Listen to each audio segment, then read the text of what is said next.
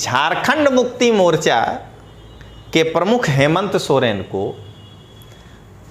एक मजबूत कांग्रेस के द्वारा समर्थन मिल जाने के कारण जेएमएम ने कर दिया कमाल और भारतीय जनता पार्टी को उनके अलाइज चंपई सोरेन साहब भी स्वयं का एक मजबूत समर्थन जनता से नहीं दिलवा पाने के कारण बीजेपी को सत्ता पाने का रह गया मलाल। शाबाश हेमंत सोरेन साहब, आपने 5 साल सरकार चला के चंपई सोरेन जी के झारखंड मुक्ति मोर्चा से बीजेपी में चले जाने के बावजूद भी शानदार परफॉर्मेंस किया है और 34 सीट आप जीते हैं। लेकिन साथ में हम बीजेपी को भी धन्यवाद देना चाहेंगे कि 2 बड़ी ताकतों के साथ लड़ते हुए अकेले दम पर झारखंड में जो है 21 सीट लेकर के आए, जो कि कांग्रेस से ज्यादा है। झारखंड मुक्ति मोर्चा ने, चूंकि उनकी सरकार 5 वर्षों से थी, तो उनके विरोध में काफी लोग होंगे कि भाई हमको ये नहीं मिला, वो नहीं मिला, नौकरी नहीं मिला, बहुत कुछ कह रहे होंगे। लेकिन जितना ज़्यादा उनके विरुद्ध एंटी इनकम्बेंसी था, तो वो शायद नहीं लगता है, क्योंकि वो 34 सीट जीते। नमस्कार दोस्तों, लोकतांत्रिक आवाज़ में आपका स्वागत है। मैं रजनीश सिंह तोमर, राष्ट्रीय संयोजक, लोकतांत्रिक आवाज़ में भारत की जनता को हाथ जोड़कर नमस्कार करता हूँ। दोस्तों, आज 23 नवंबर 2024 को महाराष्ट्र और झारखंड विधानसभा का परिणाम घोषित हुआ और अभी तक जो ट्रेंड चल रहा है उसमें महाराष्ट्र और झारखंड दोनों की जनता को वंदन करना चाहिए तटस्थ होकर के कि दोनों राज्य की जनता ने जिस भी गठबंधन पर भरोसा किया उनको पूर्ण बहुमत दिया और साथ में यह आदेश दिया कि अब तुम खुल करके हमारे लिए कल्याणकारी नीति और योजना बना के दिखाओ। लेकिन दोस्तों, हम यहाँ झारखंड के परिणाम पर आपसे चर्चा करने आए हैं, तो अब हम झारखंड पे चर्चा कर रहे हैं कि झारखंड में जेएमएम ने कर दिया कमाल, बीजेपी को सत्ता पाने का रह गया मलाल कि अगर कहीं हम बहुमत में आ जाते तो आज हम सत्ता में आते। लेकिन आरजेडी ने सबको चौंकाया,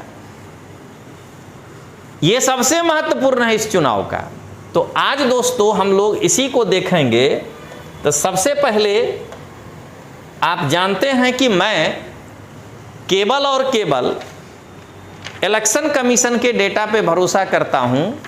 किसी भी चैनल में कोई चर्चा फर्चा होता है, हम लोग उसको ज़्यादा तवज्जो नहीं देते हैं। तो अब जरा देखा जाए कि झारखंड के चुनाव में अभी जो मेरे पास लेटेस्ट डेटा है उसमें एक गठबंधन है इंडी अलायंस और दूसरा गठबंधन है एनडी अलायंस या एनडीए। तो एक गठबंधन एनडीए और दूसरा गठबंधन एनडीए। एनडीए के तरफ के लिए जरा यहां पर हम लोगों को सूचना मिला है उसमें विनिंग, लीड और टोटल, विनिंग, लीड और टोटल। तो एनडीए के तरफ जो मेजर पार्टनर है वह एक क्षेत्रीय पार्टी है झारखंड मुक्ति मोर्चा, और हेमंत सोरेन जी जो कि झारखंड में गुरुजी के नाम से लोकप्रिय थे, शिबू सोरेन जी उनके बेटे हैं और अच्छा सरकार चला रहे हैं, इसमें कहीं कोई दो मत नहीं है। दूसरा पार्टनर है कांग्रेस, मेजर पार्टनर। चूंकि आरजेडी ने सबको चौंकाया तो उसको रखना पड़ेगा। और चौथा पार्टनर है सीपीआई एमएल। जेएमएम अभी जो प्राप्त सूचना है उसमें 19 सीट जीत चुका है, 15 पर लीड कर रहा है, यानी 34 टोटल है। कांग्रेस 8 जीत चुका है, 8 पर लीड कर रहा है, यानी 16। आरजेडी 1 जीत चुका है, 3 पर लीड कर रहा है। सीपीआईएमएल 2 जीत चुका है, यानी टोटल 2। अगर आप इसको जोड़िएगा तो 30 सीट इंडी ए जीत चुका है, 26 सीट पर इंडी ए लीड कर रहा है। और अगर यही ट्रेंड रहा तो झारखंड में 81 विधानसभा में सदस्यों की संख्या है, तो इनके पास काफ़ी अच्छा मेजॉरिटी आ चुका है। अब अगर एनडीए की तरफ देखा जाए तो बीजेपी एक बड़ी पार्टनर है, 8 जीत चुका है, 13 में लीड कर रहा है और 21 जो है इनका टोटल है। इनका दूसरा पार्टनर आजसू है जो कि अभी लीड कर रहा है 1 सीट पर, जीता एक भी नहीं है। तीसरा पार्टनर एलजेपी रामविलास पासवान तो 1 सीट जीत चुके हैं। और चौथा इनका पार्टनर है जेडीयू नीतीश कुमार, ये भी 1 पर लीड कर रहे हैं। अगर इसको जोड़ा जाए तो 9 सीट एनडीए जीत चुका है, 15 पर लीड कर रहा है और 24 जो है ये क्या कहते हैं टोटल चल रहा है। तब 50, 20, 70, 10, 80 देख रहे हैं और एक आध अदर्स भी होता है, तो इस तरह से 81 सीटों का अपने पास रुझान है। अब अगर वोट परसेंटेज देखिए तो जेएमएम को 23.24 आया है और वोट परसेंट में बीजेपी सबसे आगे है। बीजेपी को वोट परसेंट 33.31 आया है। कांग्रेस का वोट परसेंट 15.46 रहा है और यहां जेडीयू का वोट परसेंट 0.77 रहा है। एलजेपी रामविलास पासवान जी वाले पार्टी का 0.63 है और आजसू का 3.58 है। अब जरा एनालिसिस करिए। हेमंत सोरेन ने बेहतरीन परफॉर्मेंस किया, इसका एनालिसिस यही कहता है। झारखंड मुक्ति मोर्चा ने, चूंकि उनकी सरकार 5 वर्षों से थी, तो उनके विरोध में काफ़ी लोग होंगे कि भाई हमको ये नहीं मिला, वो नहीं मिला, नौकरी नहीं मिला, बहुत कुछ कह रहे होंगे। लेकिन जितना ज़्यादा उनके विरुद्ध एंटी इनकम्बेंसी था तो वो शायद नहीं लगता है, क्योंकि वो 34 सीट जीते। झारखंड में कांग्रेस ने भी अच्छा प्रदर्शन किया है, ये 16 सीट पर जीते हैं। लेकिन आरजेडी ने इसलिए सबको चौंकाया कि 6 या 7 सीट ही इनको मिला था और उसमें ये 4 सीट जीता। तो तेजस्वी यादव इस मामले में बेहतरीन माने जाएंगे, क्योंकि वो 6 या 7 सीट लड़के 4 सीट जीता है और सीपीआईएमएल 2। लेकिन इस चुनाव में बीजेपी की हार हुई है, इसमें कहीं दो मत नहीं है। और हमने लिखा है कि एनडीए को रह गया है मलाल। लेकिन इंडिविजुअल बीजेपी का परफॉर्मेंस खराब नहीं है, क्योंकि वोट परसेंट भी 33.31 है। लेकिन बीजेपी के एलाइज जो हैं वो वोट ला ही नहीं पाए बटोर के। कोई 0.7, कोई 0.63, कोई 3.58। अगर ये 2 बड़े पार्टनर जुड़ भी जाते हैं तो 36.79 यानी 37% वोट। और यहाँ ये दोनों अगर जुड़ते हैं तो 23, 10, 33, 5, 38 यानी ये लगभग 1% वोट जो है उनसे ज़्यादा पा रहे हैं। तो क्या देख रहे हैं कि यहाँ 2 पार्टनर मिलकर के बीजेपी से 1% वोट पा रहे हैं। लेकिन मैं हमेशा कहूँगा कि इसका मतलब ये कदापि नहीं लगाइएगा कि मैं ये कहना चाह रहा हूँ कि हेमंत सोरेन को अंडर स्कोर समझा जाए। नहीं, इस चुनाव में हेमंत सोरेन ने बेहतरीन परफॉर्मेंस दिया है।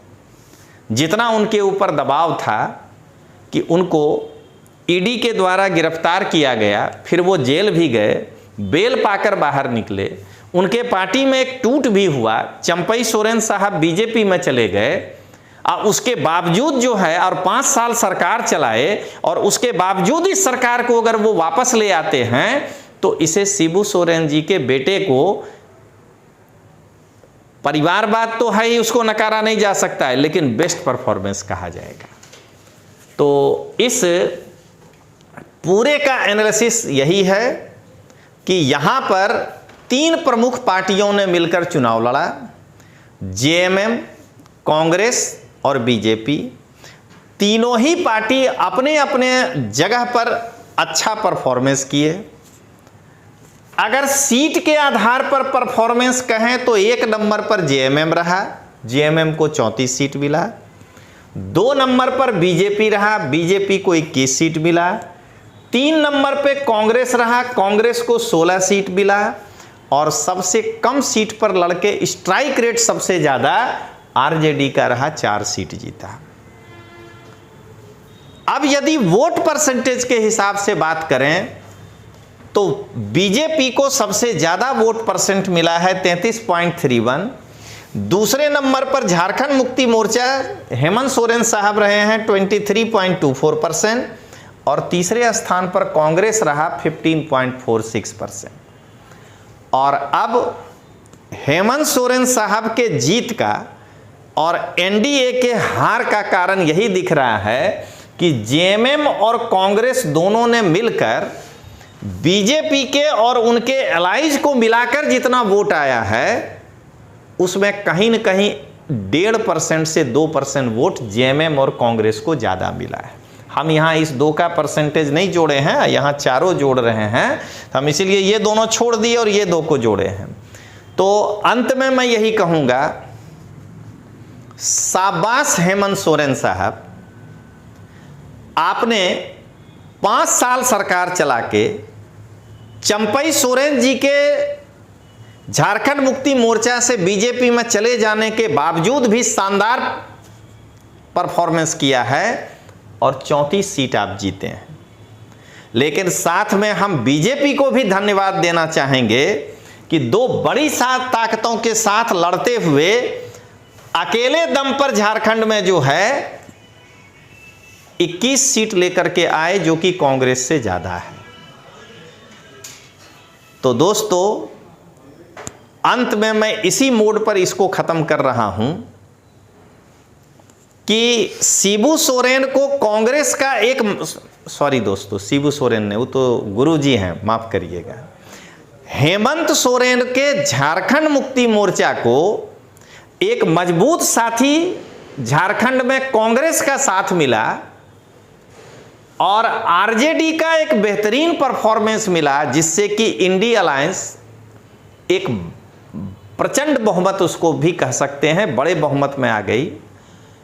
और भारतीय जनता पार्टी को उनके अलायंस के द्वारा वो सपोर्ट नहीं मिल पाया, इसलिए अकेले लड़ते हुए भी भारतीय जनता पार्टी अपना परफॉर्मेंस तो अच्छा रख पाया, लेकिन उनके अलायंस को जो है वो सीट नहीं मिला और इस कारण से भारतीय जनता पार्टी को झारखंड में सरकार बनाने का मलाल रह गया।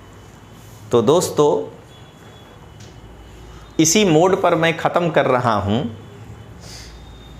कि झारखंड मुक्ति मोर्चा के प्रमुख हेमंत सोरेन को एक मजबूत कांग्रेस के द्वारा समर्थन मिल जाने के कारण जेएमएम ने कर दिया कमाल और भारतीय जनता पार्टी को उनके अलाइज चंपई सोरेन साहब भी स्वयं का एक मजबूत समर्थन जनता से नहीं दिलवा पाने के कारण बीजेपी को सत्ता पाने का रह गया मलाल।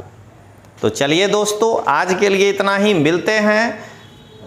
जय हिंद, जय गरवी गुजरात, जय जोहार।